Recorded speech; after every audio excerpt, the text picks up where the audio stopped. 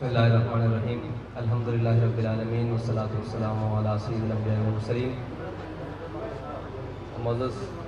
صافی بھائیو، آپ کو بلانے کا مقصد آج ضروری کچھ گزارشات تھیں جو ملک و قوم کے حوالے سے تھی، اور وہ جو گزشتہ تقریباً 1 سال سے ہمارے اوپر حکمران مسلط ہیں، جن کو رجیم چینج کے نام پر پاکستان کے اندر لانچ کیا گیا، اور جو اس وعدے کے اوپر آئے تھے پاکستان کے اندر کہ ہم اپنے کپڑے بیچ کر قوم کو سہولتیں فراہم کریں گے۔ انہوں نے اپنے کپڑے کیا بیچنے تھے بلکہ قوم کو جو فطری لباس پہنایا گیا ہے، یعنی کہ ماس اور گوشت، وہ بھی نوچنا شروع کر دیا ہے۔ اور جن کے دعوے بلند و بانگ تھے کہ اسحاق ڈار صاحب پاکستان میں آئیں گے اور پاکستان کی معیشت اس رو میں بہنا شروع ہو جائے گی کہ یہاں ہر کوئی خوشحال ہو جائے گا، یہاں 2 وقت کی روٹی لوگوں کو آسان ہو جائے گی، غریب خوشحال ہو جائے گا، لیکن غریب کی بدحالی اور زبونحالی اس نہج تک جا پہنچی ہے کہ وہ جماعت جو ایک دینی عقائد اور دینی اقدار کے حوالے سے اپنا موقف رکھتی ہے، اس کے ذمہ داران نے بھی جب قوم کا حال دیکھا اور اس نہج پر دیکھا تو انہوں نے بھی یہ فیصلہ کیا کہ ہم اپنی قوم کے ساتھ کھڑے ہوں، نہیں تو یہ قوم جس میں بہت سارا دم خم تھا اس کو بھوک سے مار دیا جائے گا، اور اگرچہ وہ جمہوریت کے نام پر مار دیا جائے اور اگرچہ وہ مفاہمت کے نام پر، لیکن ساری چیزیں قوم کو بالآخر بھوک فراہم کر رہی ہیں۔ اور اس وقت جتنے بھی آنکڑے لائے جائیں، یعنی کہ آنکڑے ملائے جائیں اور جتنے بھی اشاریے اوپر نیچے کیے جائیں، بالآخر نتیجہ یہی ہے کہ قوم کو 2 وقت کی روٹی بہت مشکل ہے اور ان کا گزر اوقات بہت مشکل ہے۔ بلکہ کل جو ایک قوم کے سر پر آفت اور بلا نازل کر دی گئی ہے، جو پچھلے 2 دنوں میں منی بجٹ کے نام پر جو رہتی سہتی کسر تھی وہ بھی نکال دی گئی ہے، اور قوم جو آخری سانسیں لے رہی تھی بلکہ ان کی اب کفن بھی نوچنے والی بات ہے، اور اسحاق ڈار صاحب نے کہہ دیا ہے کہ اب جو مر گئے ہیں ان کے اوپر بھی یہ تو کفن اتارنے والی بات ہے۔ یعنی کفن چور حقیقت میں اگر کوئی آج کے دور میں دیکھے تو وہ ہمارے وزیر خزانہ صاحب ہیں،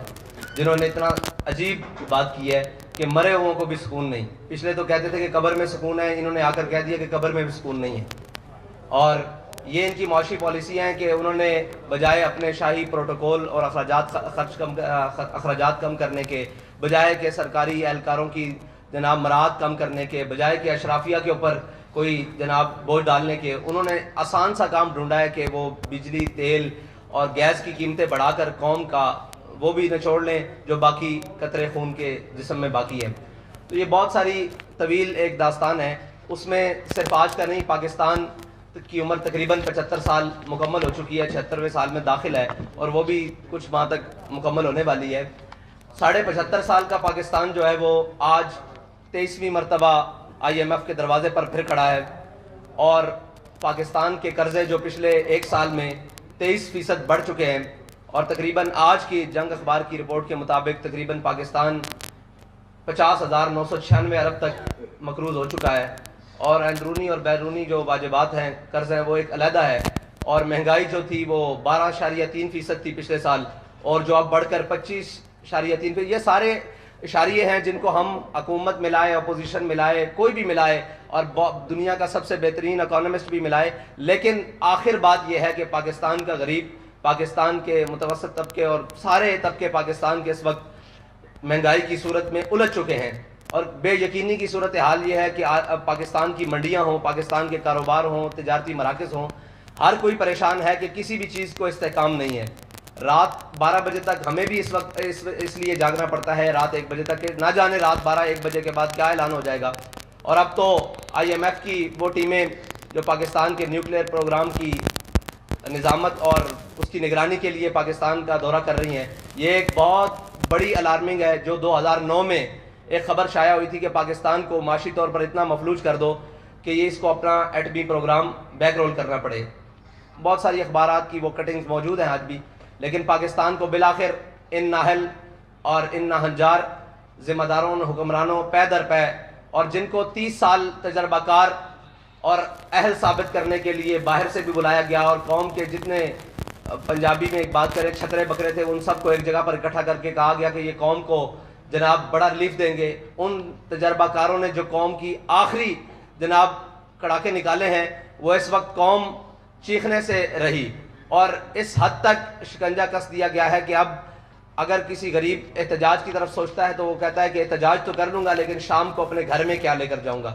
اس حد تک قوم کو نچوڑ دیا گیا ہے اور اس حد تک قوم کو لے جایا جا چکا ہے. اس پر ہم نے کہا تھا کہ آپ نے جتنا بھی مہنگائی کی ہے آپ رک جائیں, یہاں پر پیٹرول کی قیمتیں نہیں بڑھائیں, لیکن انہوں نے بضد ہو کر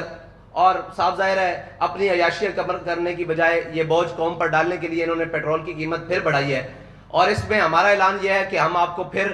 72 گھنٹے کا الٹیمیٹم دے رہے ہیں اور ہمارا یہ آپ سے مطالبہ ہے فی الحال کہ آپ یہ پیٹرول کی دی ہوئی قیمتیں واپس لیں,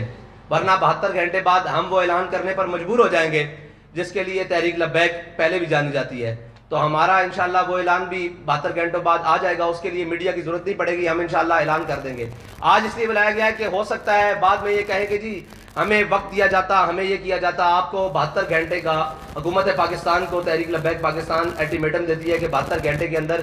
یہ قیمتیں جو تھیں وہ 14 فروری کی رات تک واپس لے کر آئی جائیں, یعنی کہ 250 روپے پیٹرول, یہ جو 22 روپے قیمت بڑھائی گئی ہے. اور عالمی منڈی میں بھی تیل کی قیمتوں میں استحکام آیا ہے, لیکن پاکستان کی ان نا انجار اور نہ جو بظاہر تجربہ کار ٹیم ہے اس نے پاکستان کے وہ سارے معاملات, اور لوگ کہتے ہیں جی کہ خریدا ہوا مہنگا ہے, تو اگر خریدا ہوا مہنگا ہے تو آپ حکمران کس بات کے ہیں, آپ کو حکومت کس بات کی دی گئی ہے اگر آپ ریلیف نہیں دے سکتے. اور اگر آپ ریلیف نہیں دے سکتے تو یہ قوم کی جان چھوڑیں. اور ہم تو انتظار کرتے رہے کہ شاید کسی کو اپنے اقتدار کے علاوہ قوم کے بھی خیال آئے, لیکن کچھ جیل کی جانب چل پڑے اور کچھ جناب قوم کے کپڑے اتارنے کی جانب چل پڑے اور قوم کو نوچنے کی جانب چل پڑے. اس لیے تحریک لبیک پاکستان نے فیصلہ کیا ہے کہ وہ میدان عمل میں رہ کر قوم کے ساتھ انشاءاللہ کھڑی ہوگی. ساتھ بھائی اگر 72 گھنٹے کا آپ نے فنانس منسٹر کو جو وقت دیا ہے, اب اگر نہیں ہوتا تو کیا پھر آپ کوئی نیا مارچ کرنے جا رہے ہیں یا کوئی تھریٹ آئی؟ جی نہیں, یہ تھریٹ نہیں ہے, ہم نے الٹیمیٹم دیا ہے. اس کے بعد تحریک لبیک اپنا احتجاج بھی ریکارڈ کروائے گی اور اپنا جو بھی اس کا اگلا لائے عمل ہے وہ 72 گھنٹے بعد اعلان کر دیا جائے گا. اس میں یہ ہے کہ ہم اپنے کارکنان سے کہتے ہیں کہ آپ قوم کے پاس جائیں اور ان کو بتائیں کہ یہ آپ کے مفاد کے لیے تحریک لبیک پاکستان نے اتنا بڑا قدم لیا ہے اور آپ ساتھ کھڑے ہوں, اور ہر شخص کے پاس, تاجر, کسان اور ہر تنظیموں کے پاس جائیں اور انہیں جا کر بتائیں کہ جو بھی تحریک لبیک کی کال ہو آپ اس کے اوپر لبیک ہیں. السلام علیکم سر, یہ بتائیں کہ بٹوین دی لائن آپ نے ہمیں بتا دیا کہ آپ کیا کرنے جا رہے ہیں, کیا اس طرح کے موٹر ویز یا قومی شاہراہیں بند کریں گے یا کوئی اور اس طرح کا لائن عمل ہے؟ نہیں, ہم ہر وہ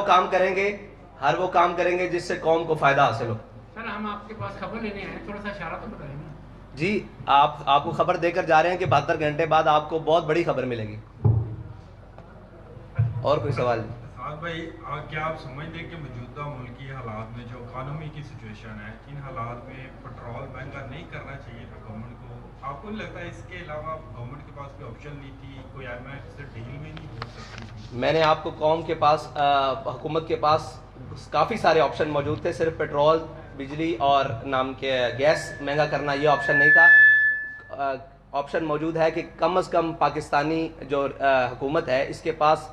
1.25 لاکھ کے قریب گاڑیاں ہیں جو استعمال ہوتی ہیں, اور ہر گاڑی کا جو ڈیلی کا پیٹرول ہے وہ 50 لیٹر سے اوپر استعمال کنزمپشن ہے. تو یہ اگر اپنی شائع خرچیاں کم کر دیں اور مریم نواز صاحبہ کو اگر ڈپٹی وزیر اعظم کا پروٹوکول ختم کر کے 1-2 گاڑیوں پر گزارا کرنے پر کر دیا جائے تو قوم کی بہت ساری بچت ہو سکتی ہے. ساتھ بھائی ایک میرا سوال ہے کہ 10 مہینے ہو گئے اس گورنمنٹ کو, اور جس طرح پیٹرول انہوں نے آپ کے ساتھ بھی بڑھایا تھا اس وقت آپ نے پروٹیسٹ نہیں کیا, کوئی اعلان نہیں کیا, نمبر 1. نمبر 2, اب یہ جو آپ 72 گھنٹے کا ٹائم دے رہے ہیں اس کے بعد کیا پورے پاکستان کے روڈ بلاک کر دیے جائیں گے اگر آپ کی بات نہیں مانی جاتی؟ جو بھی ہوگا انشاءاللہ وہ آپ کے سامنے ہوگا اور قوم کے مفاد میں ہوگا, قوم کی مشکلات کے لیے نہیں ہوگا. اور جو پہلے اعلان نہیں کیا تو یہی بات ہے کہ اگر ہم پہلے اعلان کرتے تو آپ کہتے کہ جی گورنمنٹ کو دیکھنے نہیں دیا گیا, ان کو چلنے نہیں دیا گیا, ان کو ہم نے پورا موقع دیا اور پوری قوم نے موقع دیا کہ شاید یہ کچھ کر سکیں, لیکن انہوں نے کچھ بھی نہیں کیا. اور شاید یہ اپنے کپڑے بیچ دیں, شاید یہ اپنے اثاثے بیچ کر پاکستان کے خزانے میں جمع کروائیں, آدھے, پورے تو نہیں آدھے, لیکن انہوں نے کچھ بھی نہیں کیا بلکہ مزید قوم کا نقصان کیا. تو اس لیے ہم اعلان کرنے پر مجبور ہو گئے. میں بتا چکا ہوں کہ ہم آخری حد تک دیکھتے گئے کہ پاکستانی کی حالت کیا ہے. جب ہم نے دیکھا کہ اس کے پلوں سے پانی گزر چکا ہے تو اب ہمارا میدان میں آنا پڑتا ہے. سر یہ حکومت سے اگر آپ بچت کی توقع کرتے ہیں تو اس کے اقدامات بھی یقیناً کوئی نظر آنے چاہیے. ان کے تقریباً 100 کے قریب وزیر ہیں, पहले 70 थे, फिर आस्ते करते करते 100 हो गए। आप पहले इकदाम के तौर पे इनसे मुतालबा करते हैं कि 100 जो वज़ीर हैं या मुशीर हैं उनको बरतरफ करके जो उनकी बचत है वो कौम के लिए की जाए। जी, आप 100 वज़ीर रखें, लेकिन जो उनके अखराजात हैं वो ज़ीरो कर दें। बराए करम 200 रख लें मुशीर, लेकिन जो उनके अखराजात कौम के उनके ऊपर खर्च हो रहे हैं वो कम कर दें और वो ज़ीरो कर दें और वो कौम के में कर दें। तो हमें इससे गर्ज नहीं है, 500 मुशीर रख ले ज़िले शाह साहब। आप रहने दें, अब बाकियों को भी मौका दे दें। जी, बाकियों